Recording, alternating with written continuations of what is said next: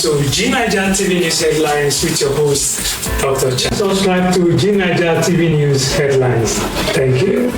Welcome, wonderful viewers. Thank you for joining us again in your favorite TV channel, the G9ijaTV News Headlines this morning. I'm your popular host, Dr. Champion. How was your night? Hope you slept well and hope you are getting by in Nigeria.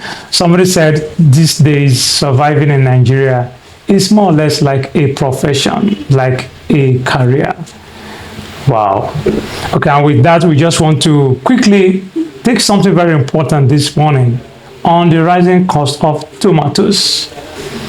It's no longer news that the price of tomatoes have skyrocketed. A few people that have gone to the market, we can see that basket of tomatoes could sell as much as 110,000 naira, 120,000 naira, and in some cases 128,000 naira for one basket of tomatoes.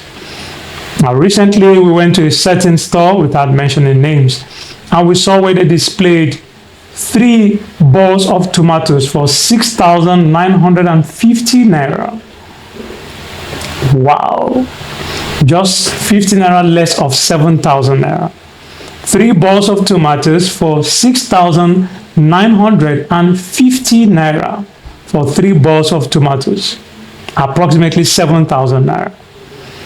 And so this morning here we are live in the studio and we'll be sharing with you ways to survive, ways you can prepare other forms of stew outside using tomatoes.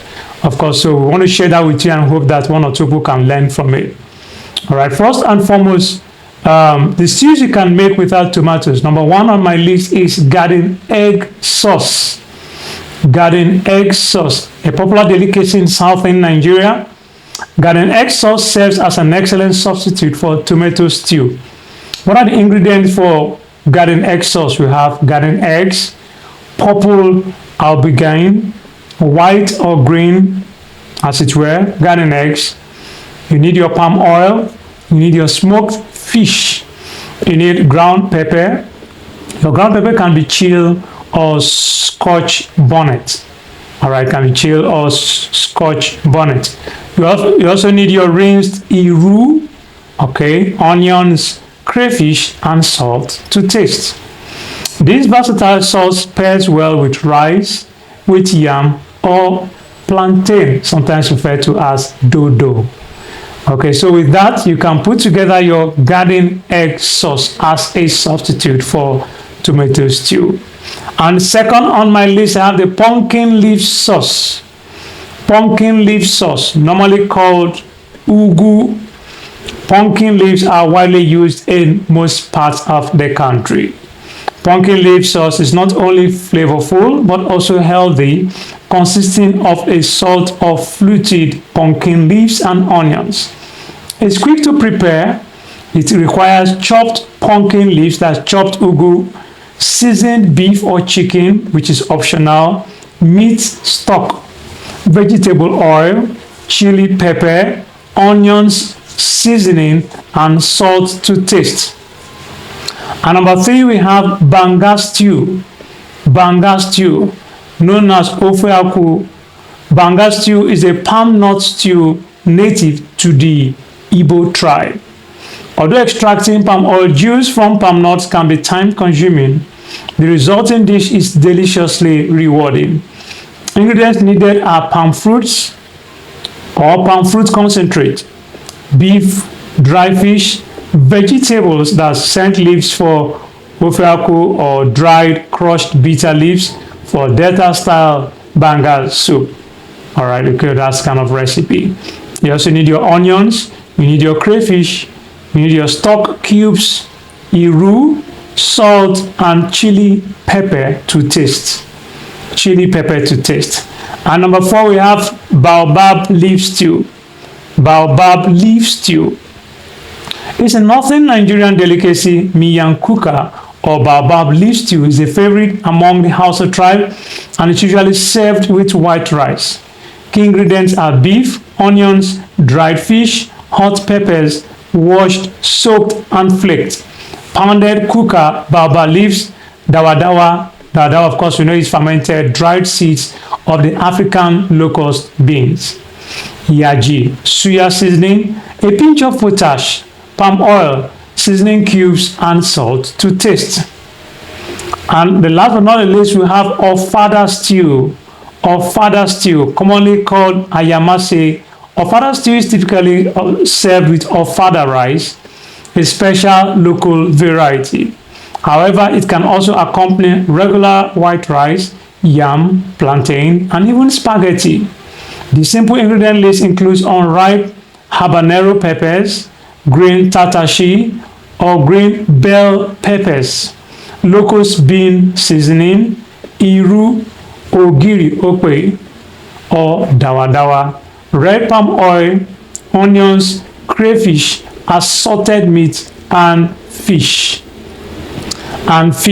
So of course, we know that these things can also help you economize, especially when you are preparing your budget to have a meal that has to do with stew. We know that, of course, the cost of prices of tomato has gone up, and of course, food items generally due to the food inflation in the country. So this is just one out of so many ways we can learn to be economical with our food budgeting and planning.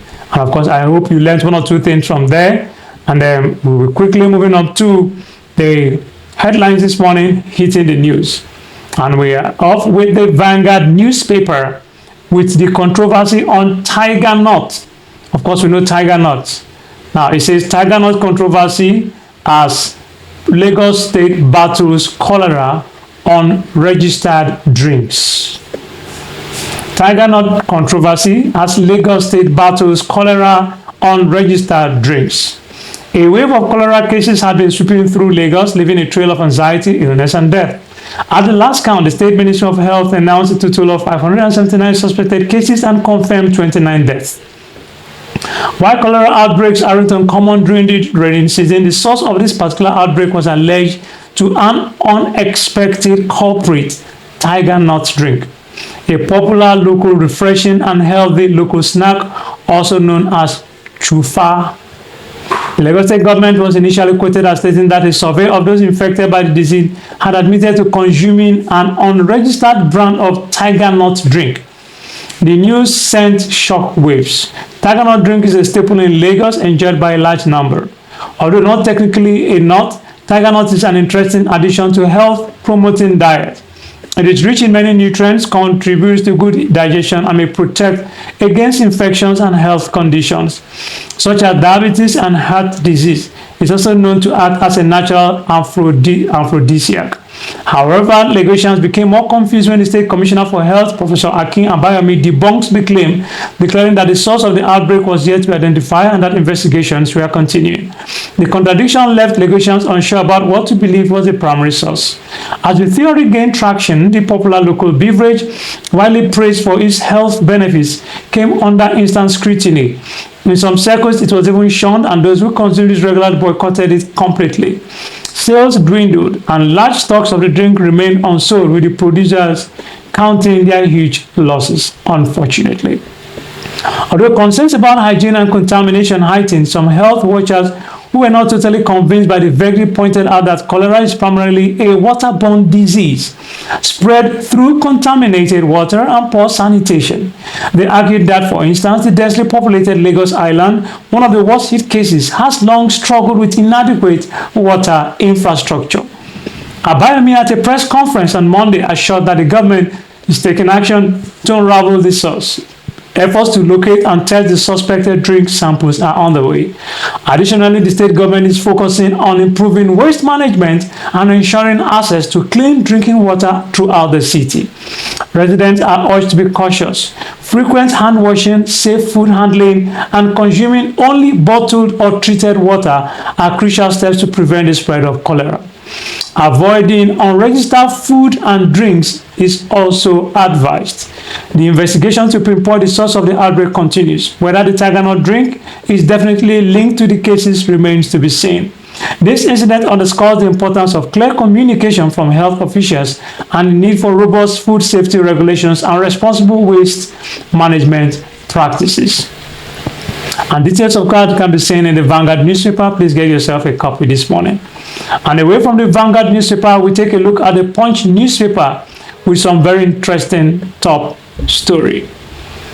It says, River crisis, NULGE shelves anti-police protests, ex-LG chairman visit councils. The Rivers State chapter of the Nigerian Union of Local Government Employees on Monday backtracked on its plan to hold a mass protest against the Nigerian police.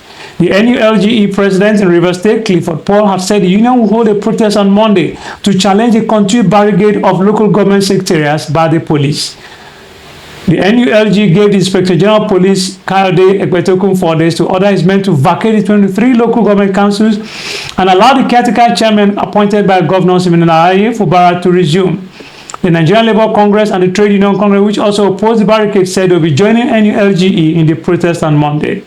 But the police, in a statement on Sunday night, warned against the protest, threatening that it would make arrests.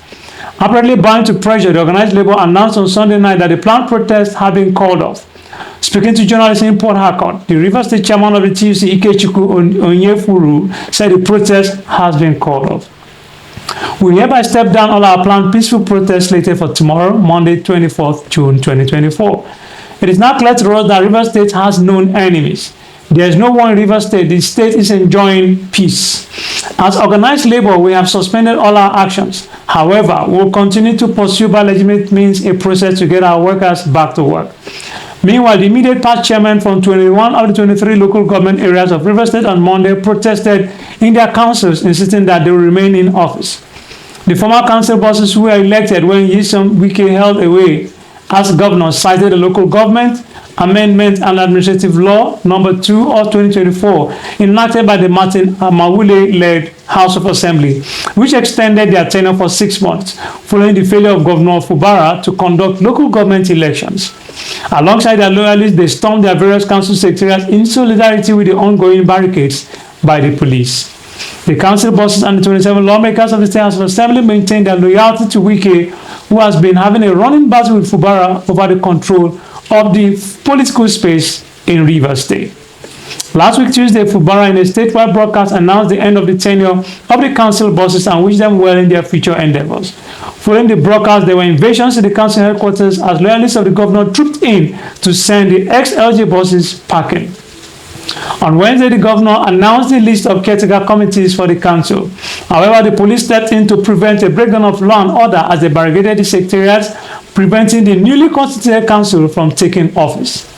In the Obio Akpo LGA, George Ariolo, who said he remained the authentic chairman pending the decision of the court on tenure elongation, led residents of the council to the police barricades. Ariolu said they were out to defend democracy and the rule of law against the forces plotting to force the police to vacate their council so they could perpetrate violence. Details of that can be seen in the Punch newspaper, and if that catches your interest, please grab yourself a copy. And away from the Punch newspaper, we have something interesting in the leadership news.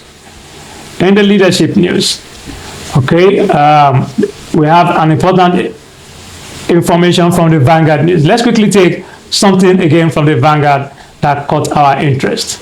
NCDC declares cholera crisis, sets up emergency measures. Cholera is real. It is not fake. It is not a scam. It is not a news to ignore. Please stay safe. According to the Vanguard newspaper, NCDC declares cholera crisis, sets up emergency measures. Please stay safe. In Lagos State, the Nigerian Center for Disease Control and Prevention yesterday activated a National Cholera Emergency Center following the outbreak of the disease in the country. It has said that 53 deaths and 1,528 suspected cholera cases were recorded across 31 states and 107 local government areas with a case fatality rate of 3.5% since the beginning of this year, 2024. This is even as Lagos State government yesterday disclosed that the cholera death toll had risen to 29 from the previously reported 24 last week, adding that the total number of suspected cases had risen to 579. And if you want to know more of that, please visit the Vanguard newspaper, and of course you get more details on that. And then with that, we'll come to an end to our wonderful news headlines this morning here with us at the G9ijaTV. And I'm sure you learned one or two things from how to make other stews apart from tomato stew. I'm sure you want to try that today and you thank us later. Please go to our comment section, leave your comments. We promise to always respond to them. And of course, please subscribe to our YouTube channel. And if you have done so, please tell your friends to subscribe. Till we come your way same time tomorrow. I'm Dr. Champion, your host. Stay safe, stay blessed. Subscribe to G9ijaTV News Headlines. Thank you.